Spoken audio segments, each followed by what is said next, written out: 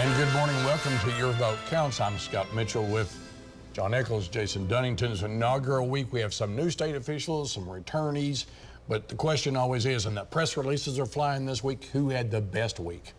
Yeah, it was a big week in Oklahoma politics with all the statewides being inaugurated this past Monday at the state capitol. I think who had the best week is our new incoming Attorney General, Gettner Drummond. He campaigned on the fact that he was going to root out corruption. He talked about being ready to get started on day one. He had his staff in place. He had chief of staff hired. He had attorneys over there hired, and has already started what he said, to root out corruption here in the state of Oklahoma. A lot of Oklahoma voters, when they went to the poll, were really concerned about a growing amount of corruption in the state of Oklahoma, and I think he's ready to get to work. A lot to unpack there. Who do you think had the best week? Well, to the viewers at home, I have to say I think my daughter Kaylee Echols, who turned 14 yesterday, had a wonderful week, and happy late birthday, sweetheart. And I agree, Gettner Drummond, General Drummond's done a great job. He's delivering on his campaign promises to root out corruption. But what's going to shock the viewers at home is I'm actually going to say something nice about Washington, D.C. They had a great week. They voted, the Republican House voted to defund 86,000 IRS agents. They are trying to protect your pocketbook. They are trying to change the tax code. I am really hard on Washington, D.C., but House Republicans really delivered on something the American people want, and hopefully the Senate will take it up, but we'll see. Did he say something nice about D.C.? Okay, well, let's move on because I'm a little bit stunned here. All right, let's get to the people that didn't have the greatest week. Anywhere that you want to pick who had the worst? Well, on the D.C. front, now I'm going to pick on the Democrat Senate in the United States. They actually had the worst week. Now what they've got to deal with is a Republican House that defunded 86,000 IRS agents, wildly popular. They got a right-to-life bill that literally said if an aborted baby, if it goes wrong and it's born alive, you have to make life-saving efforts to take it. They got a bill that's going to simplify the U.S. tax code, get rid of large portions of the IRS, and now they're just going to ignore all of it.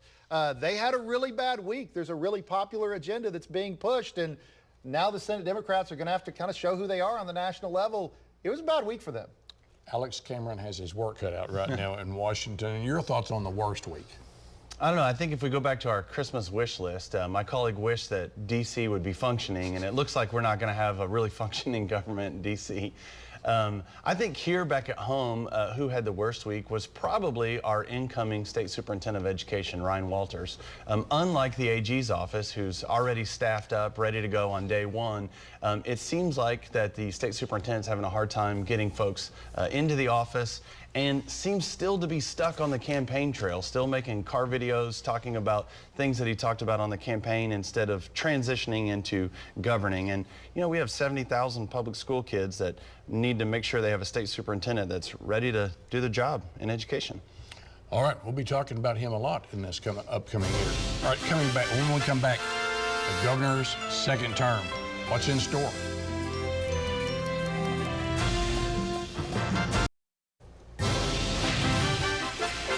Welcome back. We saw something extraordinary this week. Your colleagues in the Senate, we have, there's one member who does a lot of press release bills. We've talked about that in the past, but one of them strayed into the United States military and whether or not who they should have at Fort Sill.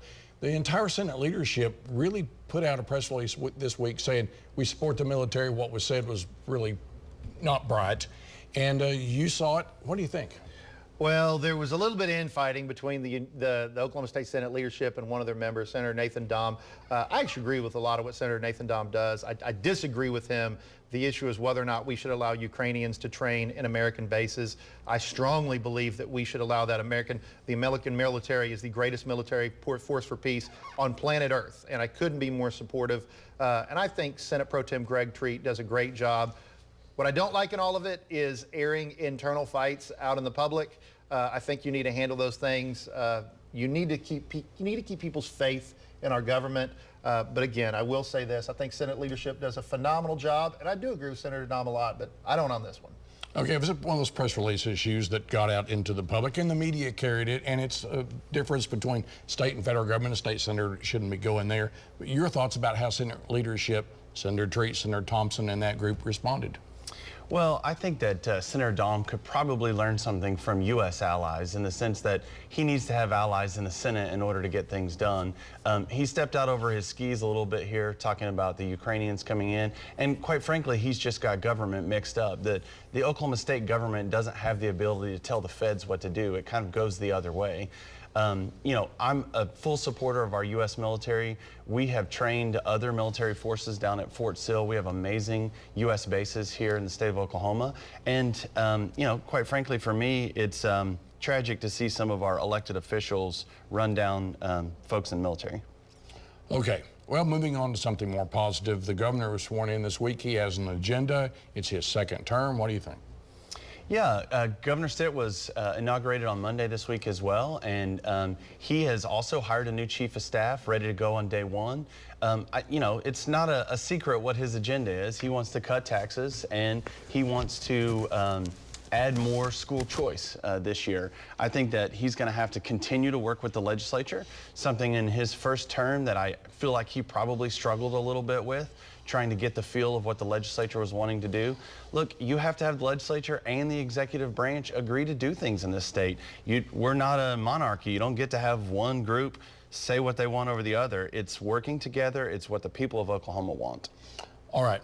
So he said tax cuts, right? But last fall we were talking about tax cuts. You had a disagreement between the governor and the House and the Senate. Senate wants tax cuts as well, but there's the difference. Can it get done? So I do have to say on the last question, I don't fully agree that it's the job of the federal government to tell the state of Oklahoma what to do. As a matter of fact, I think in many areas it's the opposite. But that being said, we have to cut taxes. I don't know how to be any more clear. You have the state of Texas saying they're looking to do a historic property tax cut. We have what may be as much as a $6 billion surplus between excess cash and what we have in savings. The citizens of the state of Oklahoma deserve to pay less taxes. It has to get done. The governor's right. I also agree with them on the school choice issue. Can it get done? I hope it can. I've made my position crystal clear on this, and I know I speak for the House. We have to help our citizens pay less in taxes. So on the tax issue, get your popcorn ready. Still got a couple weeks before the session gets here, but it's going to be a doozy. Thanks for watching Your Vote Counts. See this again at news9.com/yourvotecounts and follow me on Twitter @